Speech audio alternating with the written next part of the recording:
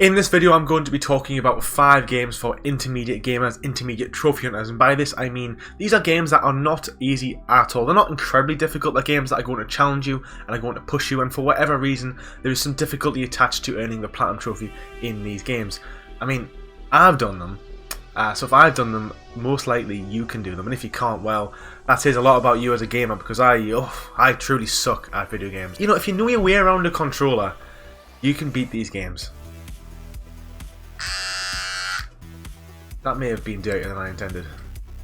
Now, obviously Crash Bandicoot is quite famous for being a great game, a great loyal platforming mascot for the PlayStation, but also attached with this mascot fame is the knowledge that it's a really challenging game. The Platinum Trophies, the games are difficult. It's a difficult platforming series, especially Crash 4, you know, if you've seen the trophy list, you know it's utterly insane. And I wouldn't class these really as intermediate games other than the third one. So 1, 2 and 4 are all pretty difficult, 4 being the hardest, then 1 and 2. Then that's not even including Crash Team Racing, but Crash 3, Crash Warped is an okay platform. I mean, I've done it and I gave up on Crash 1 because it was just infuriating. And this one's not as difficult. The guides say about 4 out of 10. Unlike Crash 1, which is just purely platforming, Crash 3 has a lot of different variation in the levels. You have levels where you're riding, where you're in a boat, where you play as Coco. There's a lot more going on, and because of that, there's a lot more easier levels. The base platforming levels are difficult, but you get a good break from it because of the variation that this game has to offer. And because of that, it's, in my opinion, probably the best Crash game, or at least it's my favourite between 1 and 3. I can't really recall Crash 2 very much, but all in all, it's a really good game, and the Platinum Trophy is really achievable. All you've got to do is play through the game, then you've got to do the time trials. Admittedly, it does take a little bit of practice. I think most people can do this in about 20 to 25 hours. So all in all, it's not too difficult. 4 out of 10, 20 hours, and you know, you can build your platforming skills up with this game. You don't need to be a great platformer to beat this game, but you do need to be able to persevere, because platforming games are all about repetition.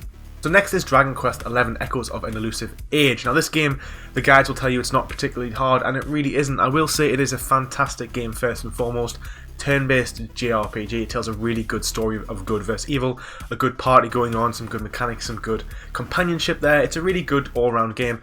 What I would say, the only reason why I put this on the intermediate list is because it is really grindy. So it's a long one, and if a game's over 100 hours, I personally wouldn't class it as a beginner game, just purely because the amount of grind you have to do, especially if it's repetitive, can be infuriating and can put a lot of people off. So that's why I've included it on this list. It took me 105, 110 hours to platinum this game. You've got to do about 65 hours of just playing through the game, but then there is a lot of collectibles.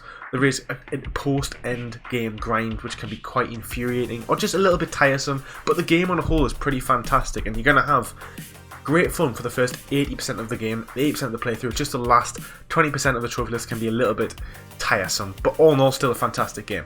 Okay, I couldn't not put a Spider-Man game on this list, and because there isn't that many hard Spider-Man games, it only left me with one game, which was Spider-Man Shattered Dimensions, which came out, I believe, in 2011 or 9 or 10, you know, around about that era. I'm not Google, I'm not Wikipedia, this is PlatinumBro, not something else witty. It's a great game, you know, you play as 4 different Spider-Men, they all play slightly differently, and you've basically just got to beat the game, do collectibles, and then beat the game on the hardest difficulty and get a high score, which is not too challenging.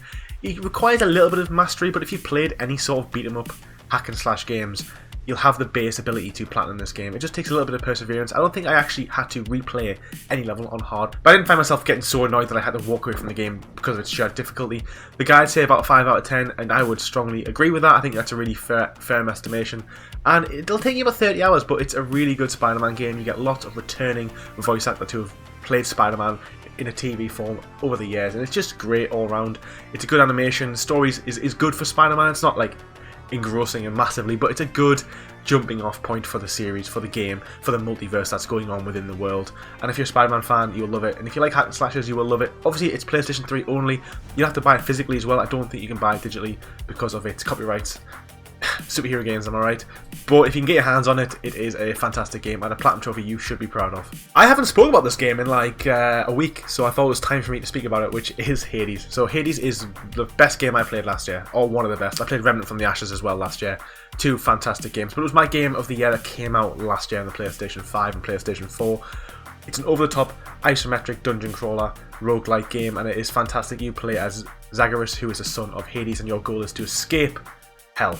And the Platinum Trophy is no small task. Again, this is Not incredibly difficult, I'd say it's a 5 out of 10, but again, it's about 100 hours to get the platinum. If you're really fast, if you're really time efficient, maybe 80, 85. But if you're like me and you just got stuck in the game, you just got completely embroiled in this fantastic world, this fantastic combat, such beautiful artwork. I just didn't mind playing it, I just played it, I did the runs over and over again, and it seems like it could be repetitive, but I assure you, it really isn't. There's so much going on, so much variation in the weapons you choose and the boosts you pick up during your runs that every playthrough feels so different. The only problem is there is kind of RNG trophies in this, because you have to basically give characters in the world these like ambrosias, these nectars which you find as you go through the world, and some of them only randomly spawn, so you have to make sure that you give them to all of them as you find them. And my advice to you would be, if you're playing through Hades and you find characters in the world, in the dungeons, always prioritize giving them the nectars and ambrosias, because they are the ones who are the hardest to find.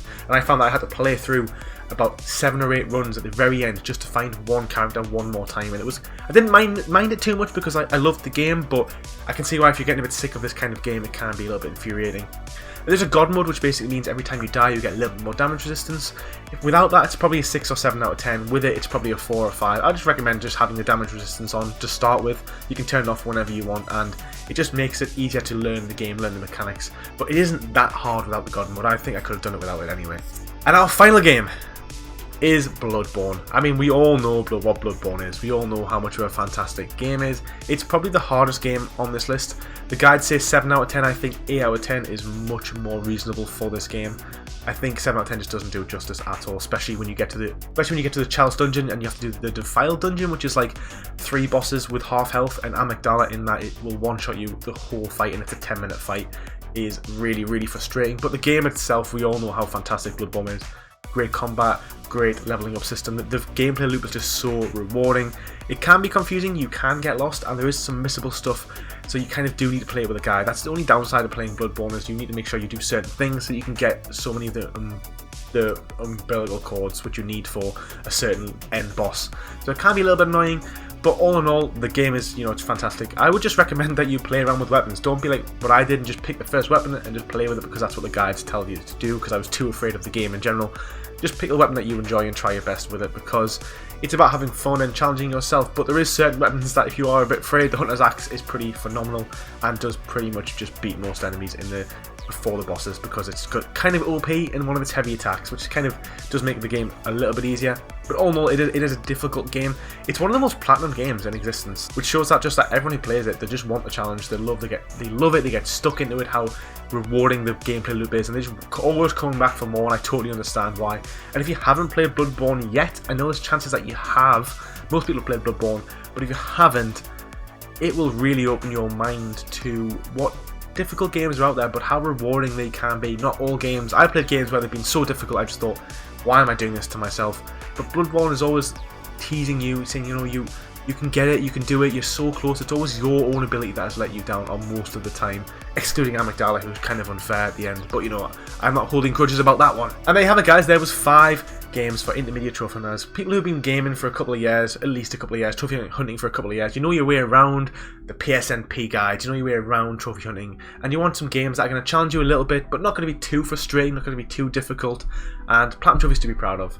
So on that, I'd like to thank you very much for watching this video. Let me know down below if you've platinumed any of these games. Bear in mind, I haven't done all of them, and I will see you in the next video.